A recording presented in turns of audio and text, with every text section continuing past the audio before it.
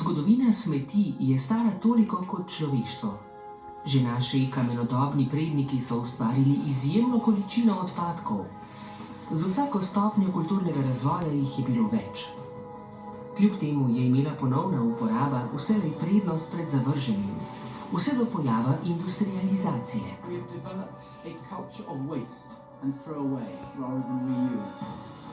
Smeti smo zanesli v najodročnejše kotičke sveta. Kako je to mogoče? Je človeštvo obsojeno na kopičenje odpadkov? The challenge we have today, we are trying to retrain our culture to say, can we recycle? Can we reuse? Can we be the custodians of our environment rather than the destroyers of our environment?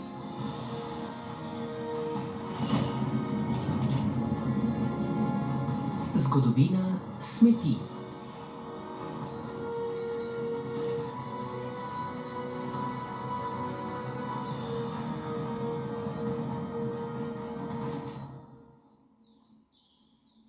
Narava ne pozna odpadkov. Smeti so se pojavile šele z ljudmi. Ko so se naši predniki postavili na noge, so imeli nenadoma proste roke. Proste za izdelovanje in uporabo orodja, pa tudi za odmetavanje predmetov, ki so se izrabili in jim niso več koristili. To so bile smeti. Müll ist kein Phänomen der Neuzeit. Müll begleitet den Menschen von Anfang an. Möchte etwas essen und um essen zu können, entsteht Müll in der Verarbeitung der Ressourcen, ob das nun Tiere sind oder Pflanzen. Stellt etwas her, was für den täglichen Bedarf braucht, an Werkzeugen und Geräten. Und auch dort entsteht Müll oder Abfall. Smeti naših prednikov so danes na ogled v muzejih. Odvrženi kresilni kamni, ročne sekire ali konice puščic. Z vsakim kupom odpadkov je življenje naših prednikov bolj otipljivo. Zgodovino smo napisali prek odpadkov. Kulturgeschichte jenseits der schriftlichen Epochen basiert auf materiellen Quellen und ein Großteil davon ist Müll. Archäologen erfahren aus dem Müll, einmal aus den Objekten an sich, etwas über Produktionsvorgänge, über welche Rohmaterialien die Menschen zur Verfügung haben, was sie daraus hergestellt haben, wie sie es hergestellt haben. Wir erfahren daraus, wovon sie gelebt haben, welche Tiere gehalten wurden, welche Pflanzen angebaut wurden. Und das können wir alles daraus rekonstruieren. Raziskave kamenodobnih taborov postavljajo pod vprašaj našo predstavo o pradružbi brez smeti. Na spodnjem Saškem so v taboru iz 9. tisočletja pred našim štetjem na samo 100 kvadratnih metrih odkrili kar 13.000 kamnitih najdb. Delovna orodja, konice puščic, predvsem pa proizvodni odpadki so naključno raztreseni po območju. Naši predniki so očitno živeli sredi odpadkov, ki pa še zdaleč niso bili zgolj smeti. Eksperimentalni arheolog Wolf Hein je na podlagi najdb in izkušenj z obdelovanjem kremena natančno rekonstruiral takratno početje. V kameni dobi je bila presoja o tem, ali je nekaj odpadek ali ne, odvisna od razmisleka, ali ne bi bilo moč predmet vendarle še tako uporabiti.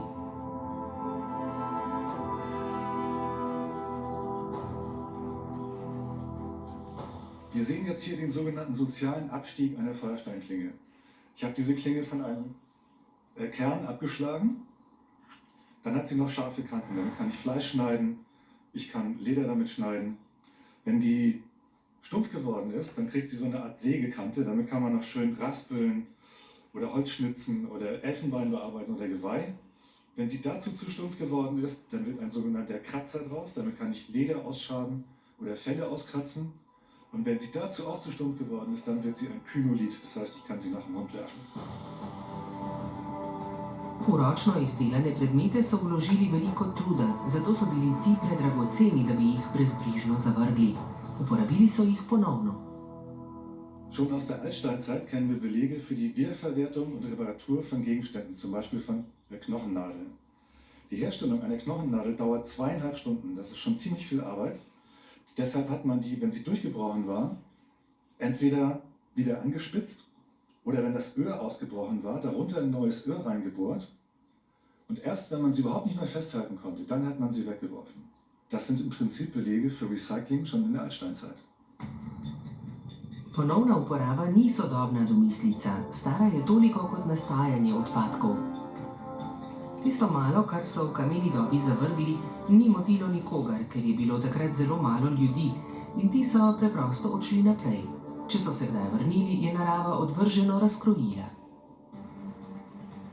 Tako je teklo več tisočletij, vse do človekove trajne naselitve. Danska Limfjord na severu Jutlandije, Ertebølle. Obalna območja so posejana z dolgimi ozkimi griči, preraslimi s travo. Sredi 19. stoletja so jih prvič pregledali arheologi in odkrili nekaj osupljivega. Griči so bili v resnici prazgodovinska smetišča, Kökkenmöding iz 6. tisočletja pred našim štetjem.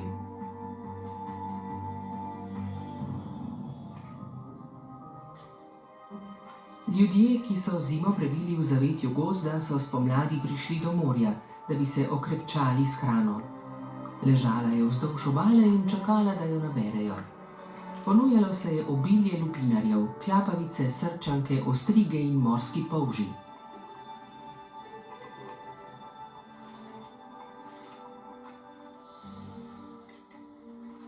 Beljakovinsko bogat živež, ki so ga ljudje po zimskem stradanju krvavo potrebovali. Toda školjke niso take kot drugi ostanki hrane, ki sčasoma strohnijo. Njihove apnenčaste lupine so se kopičile na obali, kot Kökkenmöding, kuhinjski odpadki.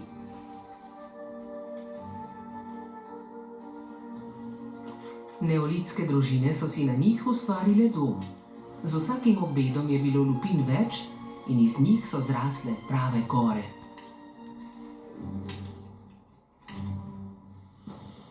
Na obali v Ertebøllu so še danes kupi lupin ostrig. Arheologi ocenjujejo, da jih je na razdalji 140 metrov vsaj 20 milijonov. Die Leute haben ja damals an dieser Bucht an einem Punkt gesiedelt, von wo aus man die ganzen Fischgründe am ehesten erreichen konnte. Und das heißt, man ist ja nicht heute da und morgen da an der Bucht, sondern an einem Punkt. Und an diesem Punkt verzehrt man sein Essen und wirft dann die Schalen einfach hinter sich. Und so ist dieser Haufen entstanden. Erstmal war es ein kleiner Haufen, vielleicht jede Familie hatte einen einzelnen Haufen. Und dann ist dieser Haufen zu einem großen zusammengewachsen. Tako se je dogajalo približno 1500 let.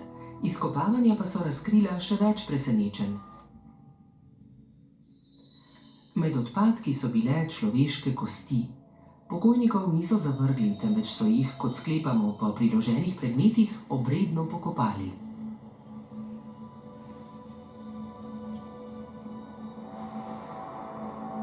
Grob med smetmi. Danes se nam utegne zdeti ponižujoče, a takrat gotovo ni bilo tako. Vzpetina, ki so jo ustvarile človeške roke, je morda vzbujala spoštovanje. V vsakem primeru se je zdela dostojen kraj za zadnje počivališče. Wir bestatten unsere Toten ja heute auch direkt neben der Kirche, möglichst nahe des Dorfes oder der Stadt, wo wir wohnen. Und das wird damals genauso gewesen sein. Die haben dann ihre Toten direkt da begraben, wo sie gewohnt haben, nämlich in diesen Haufen, auf denen sie gewohnt haben. Das war alles. Das war Haus, das war Heim, das war Territorium, das war Begräbnisstätte. Das war im Grunde genommen, ja, das ganze Leben hat sich hier abgespielt. In all seiner Bandbreite. Na prazgodovinskem smetišču so živeli v prehodnem obdobju. Ljudje se še niso stalno naselili. Ko so izčrpali vire hrane, so se pomaknili na novo lovišče rib ali na dvišče školjk in tam ustvarili nove kupe lupin.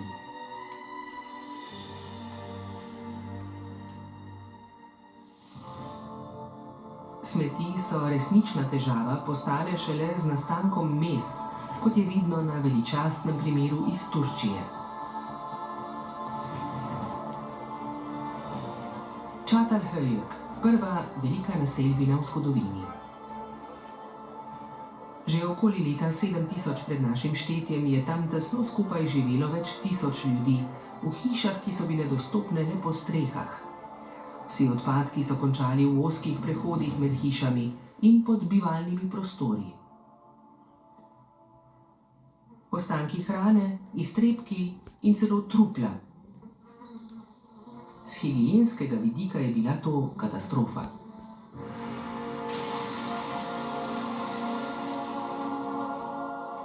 So there was a crisis, and it was a crisis that was effectively the challenge for the whole world about how would major cities grow in the future. How could people live together in such profusion?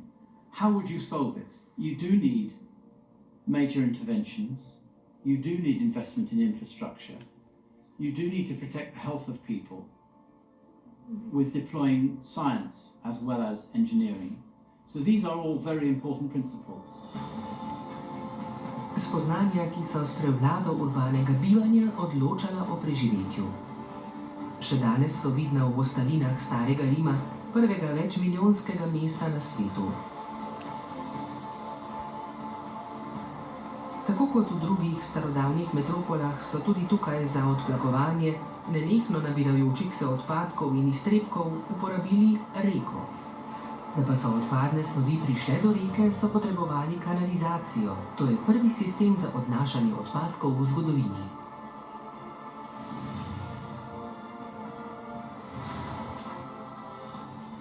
Rimska kloaka Maxima je eden najstarejših in najbolje ohranjenih kanalizacijskih sistemov na svetu. Sprva odprto vozlišče jarkov so pozneje obzidali. Samo tako je sistem izpolnil svojo nalogo, odstranitev vonja od plak, ki so ga že takrat krivili za razširjanje bolezni iz javnih prostorov.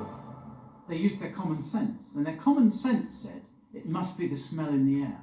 We can smell all the filthy smells of our ordure, of our excrement, of our urine that is in the water and in the gutters, and so they decided it must be miasma. They called that the way it spreads through the air. That's what miasma means. It's like a cloud in the air. Da bi se rešili smrdečega oblaka nad mestom, so v Rimu sprejeli številne ukrepe. Prvi je bil domišljen sistem oskrbe s pitno vodo. V mesto je vsak dan pritekala z okoliških vzpetin po dolgem sistemu cevi. Dragoceno dobrino so zbrali v velikih distribucijskih bazenih, imenovanih Castella Divisorum, in jo nato glede na višino vodostaja po pomembnosti razposlali po mestu. Najnižja cev za polnjenje mestnih vodnjakov je bila ves čas polna. Vrhnja cev za oskrbovanje zasebnih domov je ob pomanjkanju vode presahnila. Med obema je bil sistem napajanja kopališč in javnih stranišč z nenehnim izplakovanjem.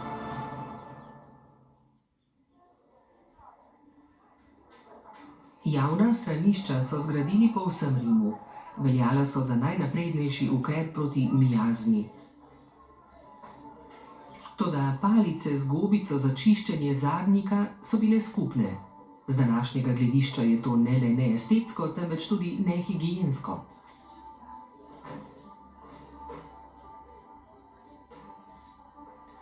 Kakorkoli, iz mesta so pregnali smrad, odplaknili so ga v kloako Maximo. Izraz kloaka se je za kanalizacijski sistem ohranil do danes. Zanimivost te v Rimu je, da jo še uporabljajo in je zato prepredena s klicami. To je ovira za raziskovalce in razlog, da vse do danes nismo razkrili njenega polnega obsega. Molte canalizzazioni ancora sono tutte da scavare, quindi non sappiamo dove vanno. Si può dire con buona approssimazione che questa parte di Roma, cioè la più popolosa, era servita prettamente da 3 bacini fognari. Cloaca Massima al centro, Cloaca Circi verso il Colosseo e Chiavicone dell'Olmo verso il Campo Marzio. Sono 3 grandi bacini, 3 grandi condutture fognarie che servono praticamente la totalità di Roma.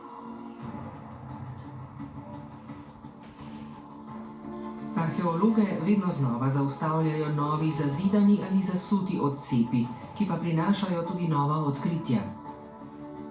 Tako pod zemljo, kot na površju.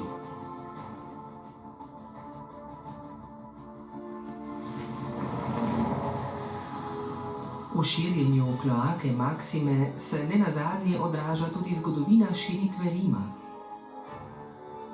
Če so spremenili podzemlje, se je moralo prilagoditi tudi tisto na površju. In obratno. And everything was dug up and diverted and so on. So there were many people who resented it. We have an acronym for this, NIMBY, and it stands for Not in My Backyard.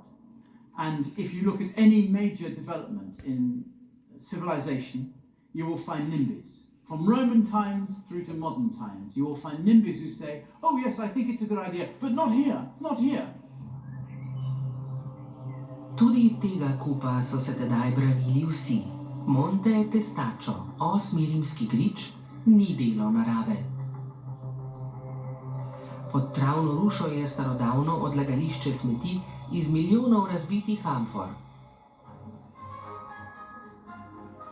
Amfore so bile v antiki osnovno posodje za hranjenje tekočih in poltekočih živil. Brez glinenih vrčev življenje v Rimu ne bi bilo mogoče, saj večina prebivalcev milijonskega mesta ni bila več samooskrbna. Odvisni niso bili le od kilometrskega vodovodnega sistema, temveč tudi od uvoženih živil. Blaga, ki je za dolgo pot v Rim potrebovalo primerno embalažo. To potrebujemo od nekdaj. Kamenodobni ljudje so si pomagali z brezovim lubjem in ga po 2 ali 3 uporabah zavrgli.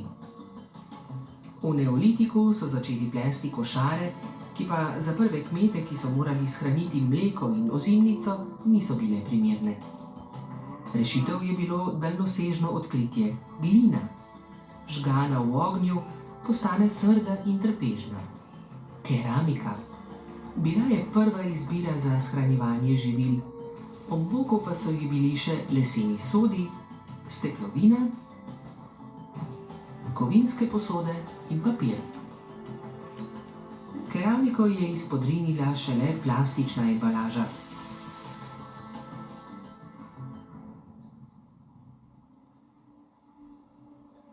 Blago, namenjeno v Rim, je po Tiberi priplulo do tovornega pristanišča. Bogati arheološki ostanki še danes pričajo o pomenu tega kraja.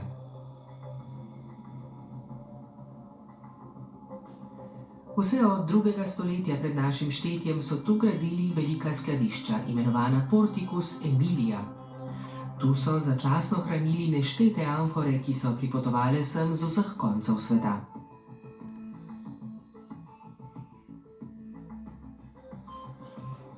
Toda posode iz keramike imajo veliko pomanjkljivost, razbite postanejo smeti. Te so končale na Monte Testacciu. Arheologi so bili sprva zbegani. So toliko amfor strli po nesreči? Odgovore so ponudila izkopavanja v 70. letih 19. stoletja. Las ánforas, como nuestras botellas, obedecen a tipos. Hay tipos para el vino, tipos para la cerveza, por ejemplo. En el mundo romano había tipos de ánforas, muchos tipos. A finales del siglo XIX, un italo-alemán, Heinrich Dressel, fue el primero que realizó un estudio sistemático sobre las ánforas de Roma y estableció una clasificación de ánforas asignándole un número a cada ánfora, a cada tipo de ánfora. Y a las ánforas de aceite de la Bética le asignó el número 20. Por eso nosotros hablamos siempre de ánforas Dressel 20. Dressel 20. V antičnih časih so v njej prevažali predvsem v Rimu izjemno priljubljeno mastno ribjo omako, imenovano garum. Amfor z garumom zaradi izrazitega in trdovratnega vonja pozneje niso mogli uporabiti za druga živila. Las ánforas eran envases sin retorno. Eran cuando llegaban al lugar de destino, se destruían porque era más fácil hacer uno nuevo que transportar uno vacío al lugar de origen. Keramika je zaradi cenenosti postala prva nepovratna embalaža. Srečno naključje za arheologe. La fortuna del testacho es que aquí se han conservado todas las inscripciones que había sobre una ánfora. No solo los sellos hechos en el lugar de producción, sino las notas que los romanos escribían sobre las ánforas. El peso neto, el peso lleno de la ánfora, el nombre del comerciante, de modo que el testacho es para nosotros el mejor archivo de historia económica del mundo antiguo, por esas indicaciones que encontramos aquí, que en otros lugares no se encuentran. Znanstveniki ocenjujejo, da so na griču Monte Testacho v 260 letih odložili okoli 53 milijonov amfor. Toda, če so to po večini amfore za olje, kaj se je zgodilo s preostalimi? Nedavna izkopavanja v bližini griča so postregla z zanimivimi podatki. Kjer je danes nakupovalno središče, so bile že v antičnem času trgovske stojnice, četudi kar 6 metrov pod današnjo ravnjo ceste. To je bila tržnica rabljenih amfor. Z drugimi besedami, antični center ponovne uporabe. Fundamentalmente eran reutilizadas para hacer cemento, rotas en pequeños trozos, para reparar las calles, para hacer fundamentos de muros, para hacer canalizaciones. En este edificio han hecho pequeños recintos y han construido muros poniendo ánforas, una sobre otra, metiendo material entre ellas y al final revestidas de cal y de cemento para darle estabilidad a estos muros. Algunos se han encontrado hasta niveles de 3 ánforas una dentro de la otra. Y así cada recinto estaba destinado seguramente a la venta de restos de diversas ánforas. Rimljani so bili pri ponovni uporabi zelo domiselni in nam spotoma pokazali, da že takrat ni bila vsaka smet smet.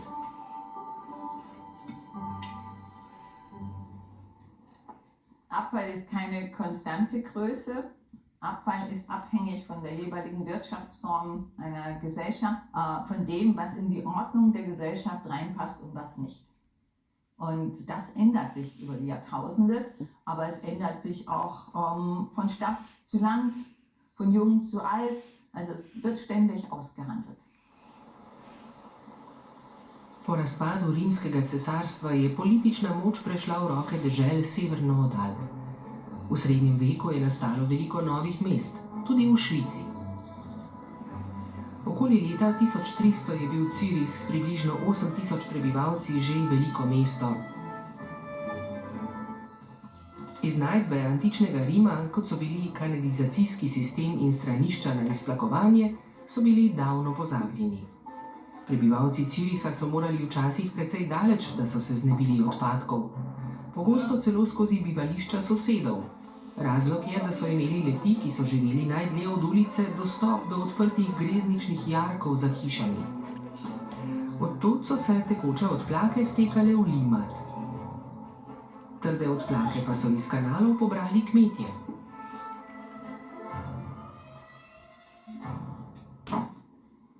Kanali danes niso več vidni del mesta, ker so jih pozidali. Nekaj jih je vseeno ostalo.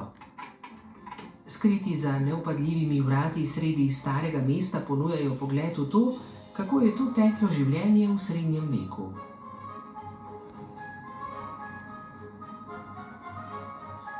Zgodovinar Martin Eli je uveljavljen strokovnjak za srednjeveško kanalizacijo.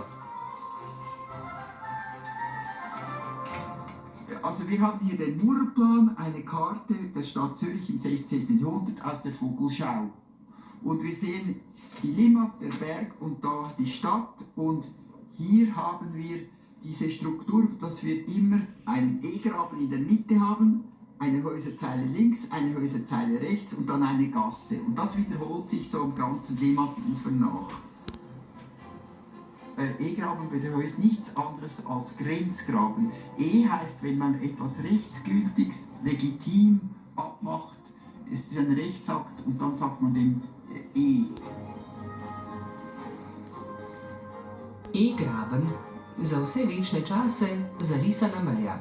Mit der Zeit hat man eben diese E-Gräben auch benutzt als Entsorgungsachsen, als Entsorgungsgräben. Man hat Toilettenhäuschen über den E-Gräben gebaut, dann sind die Fäkalien in den E-Graben gefallen und man hat Abfälle dort entsorgt. Und das heißt, wir wären nicht lange im E-Graben herumgelaufen im Mittelalter.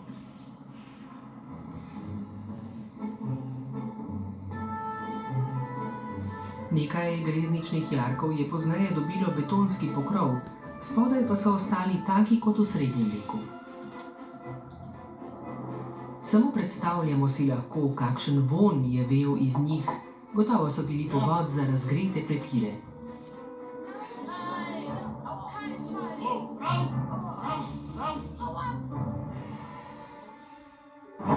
Natürlich hat es hier ziemlich gestunken, aber der E-Graben wurde belüftet und eben die Fäkalien auch mit Stroh vermischt und dadurch haben sich die Fäkalien sehr schnell abgebaut. Es ist eigentlich ein Mist geworden. Man muss das sich eher vorstellen, es hat einfach in der Stadt nach Landwirtschaft gerochen. Že takrat pa je šel smrad enim bolj v nos kot drugim. Pogosto so se vneli prepiri, imenovani kar straniščne zdrahe, ki so se nemalokrat končali na sodišču.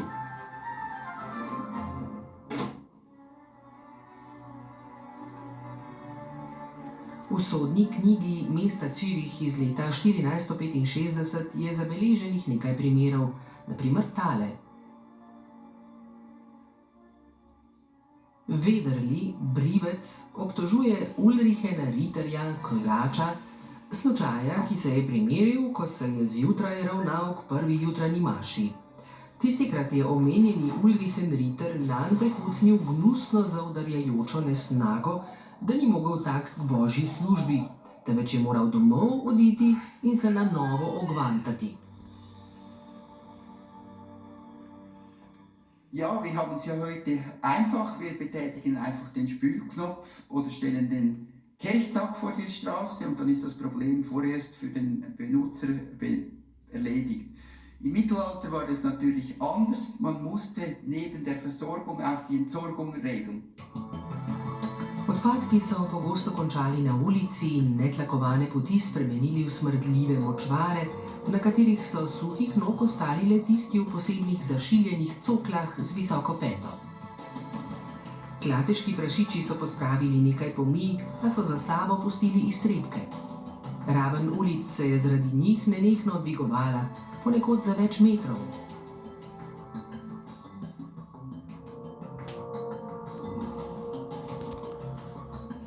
Ko so ulice naposled tlakovali, so ubrali drugačne strune. Smetilci so morali na sramotilni steber. K čiščenju ulic so prisilili zdaj prostitutke, češ da ulice uporabljajo več kot pošteni ljudje. Spet drugič so to počeli kaznjenci. Šele ko so to nalogo prevzeli stroji, so se strasti pomirile.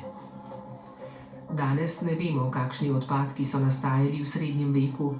Izjema so le ti, ki so končali v latrinah v straniščih na Štrbunk. V središču Züricha so jih nekaj odkopali. Njihova vsebina je bila za arheologe prava zakladnica. Tedanji odpadki so se v greznicah sijajno ohranili. Vse to se je skrivalo v enem samem stranišču.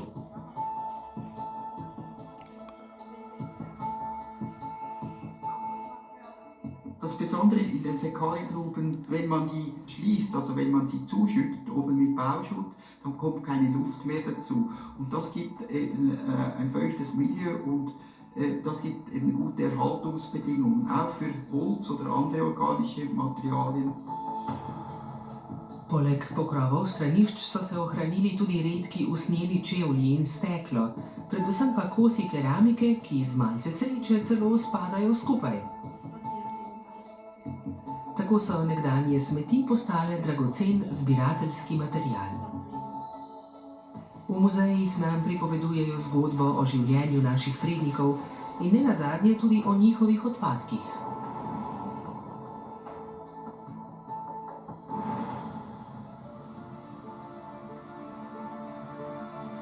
Ob vsem tem utegnemo pozabiti, da v srednjem veku skoraj ni bilo smeti, kot jih poznamo danes. Kar je bilo le mogoče, so znova uporabili. O tem priča tudi papirni mlin v Baslu. Tu še danes, tako kot v srednjem veku, izdelujejo papir iz cunj. Damit so eine Papiermühle, wie wir sie haben, laufen kann, braucht es jeden Tag 40 Kilo solche Lumpen. Also wirklich eine sehr große Menge, ein großer Korb pro Tag. Und natürlich kamen die Lumpen nicht so weiß, wie sie heute kommen, sondern sie hatten eher diesen Charme, weil man hat sie halt getragen, bis sie nicht mehr zu tragen waren. Papirne mline so oskrbovali tako imenovani cunjarji. Halt, wartet! Ich hab noch was für euch. Po ulicah so z vozički zbirali vse, kar je bilo še uporabno. To niso bili le kosi blaga, temveč tudi kože, razbito steklo, kovina za ponovno vlivanje in kosti za lepilo ali gumbe. Glavnina pa so bile cunje za papirno industrijo. Die Idee ist, dass man wie beim Käse Reifen, Bakterien nimmt von der letzten Produktion und sie impft, bis das Ganze ein großer Schimmelhaufen ist. Ich kann das hier mal zeigen, wie das aussieht. Ich habe hier einen Kessel voll Lumpen und nach 5 Tagen, so eine alte Beschreibung, kommt eine geringe Menge einer schleimigen Materie an die Oberfläche. Er beschreibt hier am 6. und 7. Tag, die Hitze so heiß ist, dass man nicht mehr reinfassen kann. Am Schluss wachsen Pilze oben drauf. Und wenn das so aussieht, das gibt dann die weißesten und die schönsten Papiere. Das ist für mich einer der großen Wunder der Papierherstellung.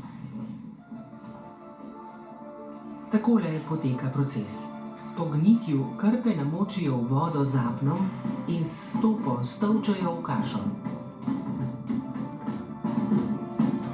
Gosto kašo dobro premešajo, nato jo naplavijo na cedilni okvir in, kot pravijo v papirniškem žargonu, gavčajo. Papir nato odnesejo v prešo in naposled list za listom posušijo. Man konnte gerade im 15. und 16. Jahrhundert mit Papier sehr gut Geld verdienen. Wenn man sich vorstellt, dass bis etwa 1840 jeder Schnipsel Papier aus Lumpen gefertigt werden musste, also in einer Zeit, in der es Tageszeitungen gab, in der die Druckereien auf Schnellpressen unwahrscheinlich viel Druckerzeugnisse schafften, Schulpflicht herrschte, die Verwaltung Papier brauchte, alle brauchten Papier und alles musste aus Lumpen gemacht werden. Der Rohstoffmangel, der war enorm, entsprechend groß auch die Nachfrage. V srednjem veku je bilo cunjarstvo priznan poklic. Cunjarji so zbirali dragocene surovine. 1900 wendete sich das Blatt, weil der Holzschliff erfunden wurde, Holz als billiger Rohstoff die Lumpen ersetzt hat und damit die Bedeutung der Lumpen als Rohstoff verloren ging. Das Bild des Lumpensammlers rutscht ab und das ist das, was wir heute eigentlich kennen, immer dieses negative Bild der Lumpensammler aus der Zeit der Industrialisierung. Izraz cunjar je začel poosebljati življenje na družbenem dnu. Z razvojem tehnologije za učinkovito in poceni izdelavo papirja iz lesa je nekoč dragocen del njihovega blaga postal ničvreden.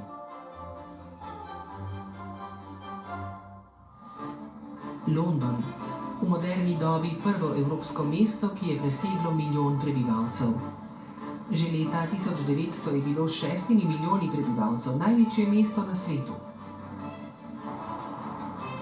Mestnih razdalj ni bilo mogoče premagovati peš in upeljali so kočije s konjsko vprego. Poskrbele so za celoten notranji pretok potnikov in dobrin. Peki, mesarji, prodajalci piva in premoga, policija, gasilci, reševalci in pogrebniki so bili odvisni od moči konj. Vse to je razlog, da se je število konj v Londonu leta 1900 povzpelo na vrtoglavih 300 tisoč.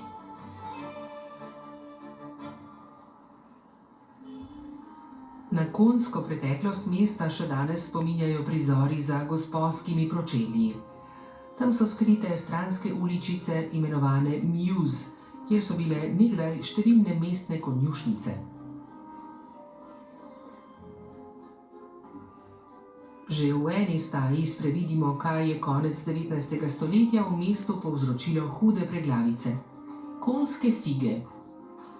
Čeprav 2/3 iztrebkov ostaneta v hlevu, jih tretjina konča na ulici.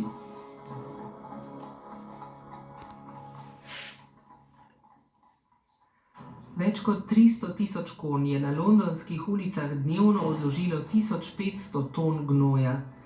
To je toliko kot teža 200 dvonadstropnih avtobusov, ki pa jim moramo prišteti še 1 milijon litrov urina vsaka. Konjski iztrebki so se nakopičili tudi več metrov visoko, to pa je v tistem času pestilo vsa večja mesta, London, Pariz in New York. Tam so na to temo priredili celo mednarodno konferenco, ker so iztrebki privlačili muhe in zajedavce, ki bi utegnili razširiti tifus. Morali so ukrepati.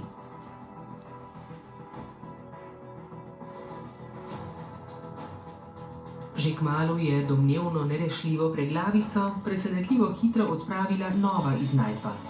Kočije, ki jih niso vlekli konji, ampak jih je poganjal motor, prvi avtomobili.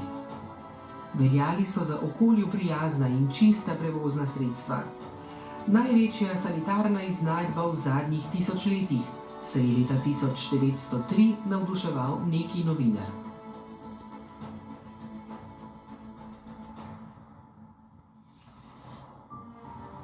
Zdravja pa niso ogrožale le konjske fige na cestah.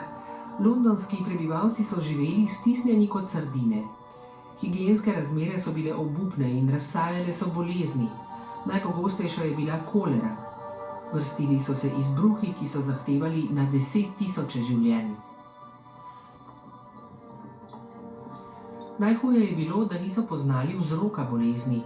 Da bi se kolera širila z onesnaženo pitno vodo, se je zdelo večini prismojeno. Oklepali so se starodavnega prepričanja, da se bolezen prenaša po zraku. Ta pa je bil v Londonu resnično obupen in mesto je neznosno zaudarjalo. S to težavo se je spoprijel inženir Joseph Bazalgette. Odplake, ki so se stekale v Temzo, je hotel s kanalizacijo preusmeriti iz mesta in ločiti od pitne vode. Temzino muljasto dno razgalja težavo. Reka je namreč podvržena plimovanju.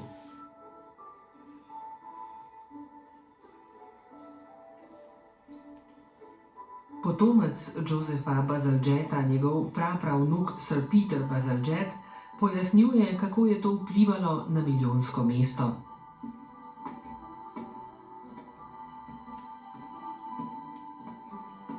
The River Thames should have been the great artery of London, but instead it became a smelly, fetid, diseased, dark brown mess. There were cartoons in the newspapers of skeletons presiding over it because it was a place of death. It was a tidal river. It didn't flow fast enough for the rubbish to go. So the rubbish would go up that end, then come back again, and go back and forth, and more came in, and more, and back and forth, and more came in, and more came in. So unlike other rivers, which were faster flowing, it had a particular problem. Temza je postala velikanska gnojna jama. Oboseki so odplake za hip izginile, a jih je že naslednja plima neusmiljeno naplavila nazaj. V rekordno toplem poletju leta 1858 so razmere postale nevzdržne. Neznosen smrad se je v zgodovino zapisal kot The Great Stink. Politiki v Westminsterski palači so zavese natrli s klorovim apnom, da bi se obvarovali pred kolero, a to ni zadržalo smradu. Trenutek je bil kot naročen, da je Joseph Bazalgette znova predstavil svojo zamisel. This is a situation that needs a plan.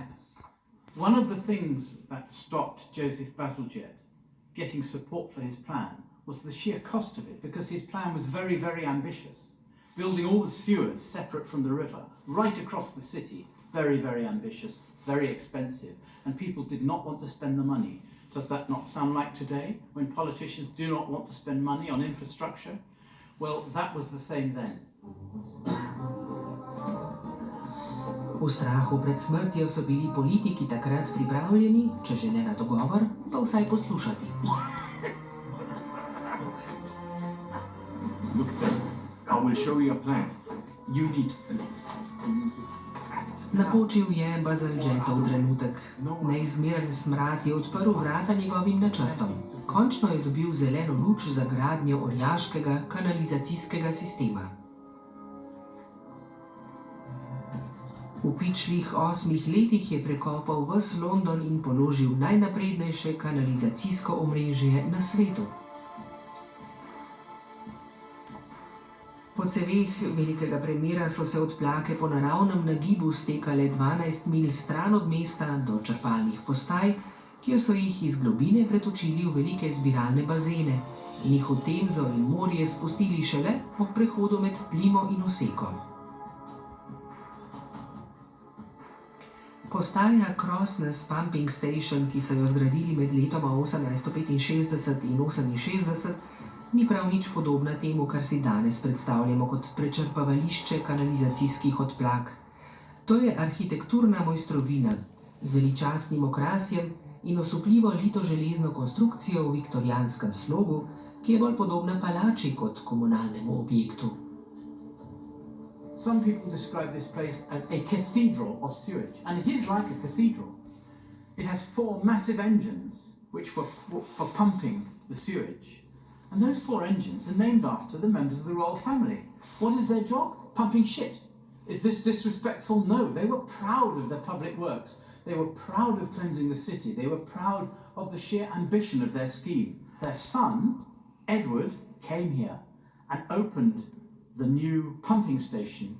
He came down the river in a barge with the Archbishop of Canterbury and all the MPs from Parliament, and he had lunch in a building whose job was to pump shit.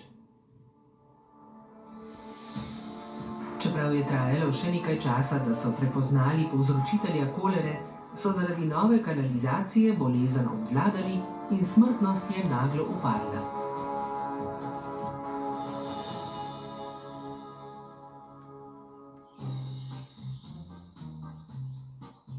Higienski napredek v mestih pa ni koristil vsem. Kratko so potegnili kmetje. Tako kot že stoletja so odvažali mestne odpadke in z njimi gnojili polja. Po postavitvi zaprtega kanalizacijskega omrežja pa je na njihovih poljih končalo vse manj fekalij. V njihovih čebrih se je znašlo vse več neprimernih odpadkov.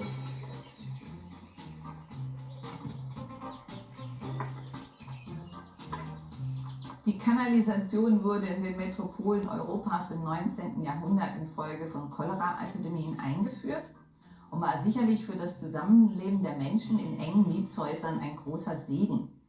Was dabei auf der Strecke blieb, war, dass der Dünger, die Fäkalien vorher eingesammelt wurden und als Dünger aufs Land verbracht wurde und von den Bauern weiterverwendet wurden. Also es wurde nicht weggeschwemmt wie heute, sondern weiterverwendet. Und dass der Dünger in Form von Fäkalien ausblieb, bedeutete natürlich einen Verlust, einen ökologischen Verlust für die Bauern im Umfeld der Metropolen.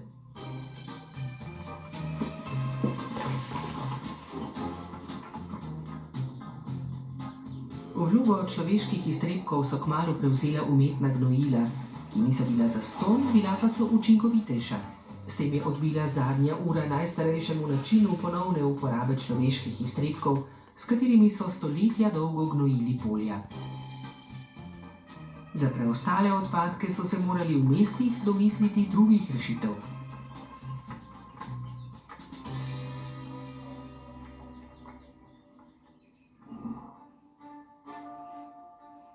Vse pa se je spremenilo, ko so začeli smeti pobirati pri ljudeh doma. Najprej v najrazličnejših vedrih, tako imenovanem nesistematičnem odvozu odpadkov, nato pa o standardiziranih zabojnikih s pokrovi. To je bilo rojstvo zabojnika za smeti in mejnik v zgodovini odlaganja odpadkov. Die Menschen in vergangenen Zeiten bis ins 19. Jahrhundert hatten ein recht entspanntes Verhältnis zum Müll. Wir dürfen aber nicht vergessen, dass natürlich gerade in der Neuzeit doch ein zivilisatorischer Prozess stattgefunden hat, wo von oben herab Verbote zusehends ausgesprochen werden, die dann von den Menschen auch zu Selbstzwängen gemacht wurden. Es entwickelte sich ein immer größeres Schamverhältnis. Den Müll hat man im 20. Jahrhundert in Höfe versteckt, dass die Mülltonnen verschwanden, dass man das alles gar nicht mehr sieht. Ich denke, das ist ein Prozess der Zivilisation, der Selbstbeherrschung, der aber auch mit Machtstrukturen zusammenhängt. Z začetkom množične proizvodnje se je količina odpadkov povečala. Njihovo odvažanje je v razraščajočih se velemestih postalo orjaška naloga. Razrast potrošniške družbe sta upočasnili obe svetovni vojni, še zlasti druga. Leta 1945 je bila Nemčija v ruševinah. Človeška stiska, pa tudi pomanjkanje tako rekoč vsega, je spremenilo odnos do smeti. Le redko kaj so zavrgli kot neuporabno. Sleherna opeka je bila dragocena in je znova postala gradbeni material.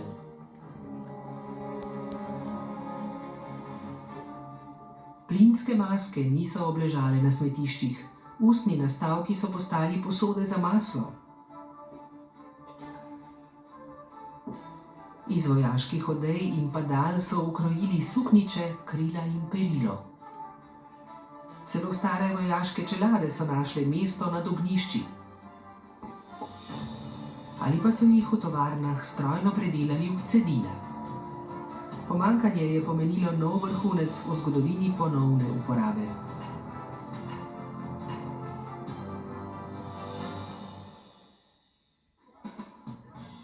Z zagonom gospodarstva pa se je to v hipu končalo. Po obdobju odrekanja so si ljudje zaželeli trošiti. Kot obsedeni so kupovali vse, da je bilo le novo. Priljubljen je bil zlasti nov material, ki je preplavil trgovine. Bil je univerzalen in tako poceni, da ga je bilo dovolj uporabiti le enkrat.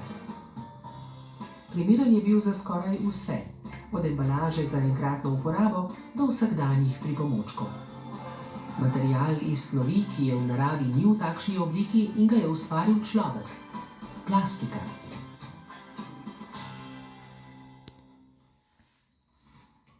Zgodovina plastičnih mas sega v čas pred 200 tisoč leti.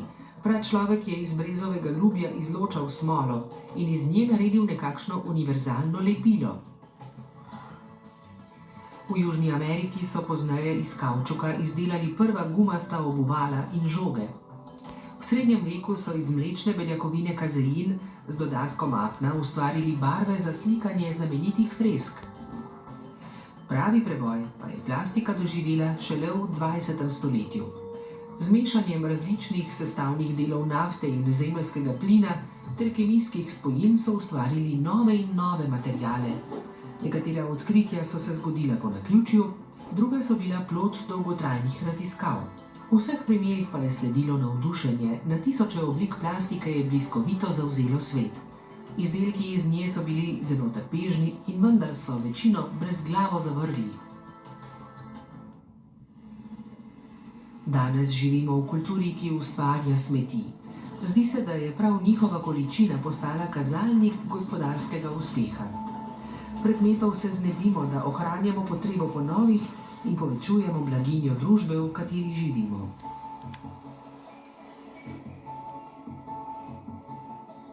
Premožnejša, ko je država, večja je odložena količina smeti na prebivalca. V Nemčiji je bila leta 2020 že okoli 480 kg. Die Entsorgung der Waren, der Güter hat heute Vorrang vor der Weiterverwertung, einfach um die Konsumgesellschaft und das immer Neue am Laufen zu halten. Anders würde es gar nicht funktionieren. In dem Moment, wo wir aufhören zu konsumieren, bricht das System zusammen.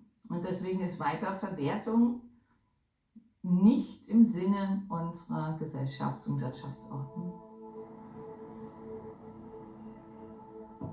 Prva podjetja so že sprevidela, da drvimo v pogubo in začela ukrepati.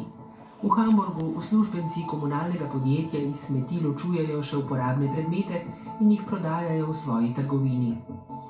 To je poskus, kako predmetom vrniti vrednost, odpadke znova poslati v obtok in s tem prihraniti naravne vire.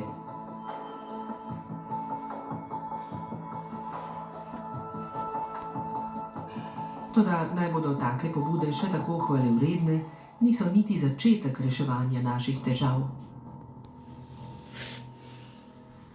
Odpadki so zagospodarili svetu in nekaj skromnih poskusov ponovne uporabe tega ne bo spremenilo.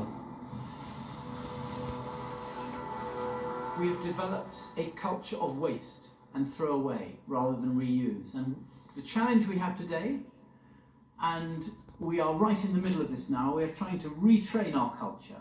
Joseph Bazalgette would have been, like many engineers today are, trying to come up with solutions to this.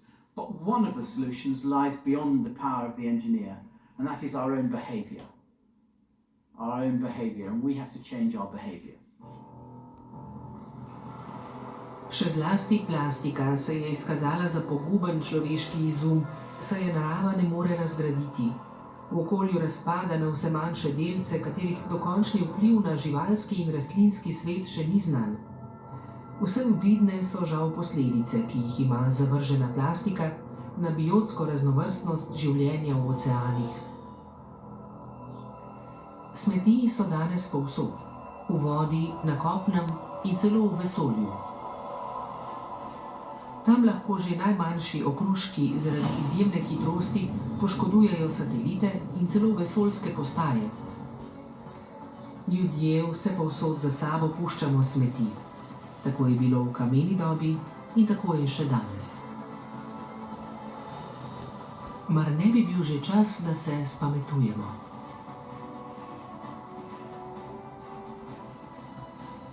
Prevod Ana Grmek, zvokovna obdelava Blaž Cilenšek, brala Ana Bohte.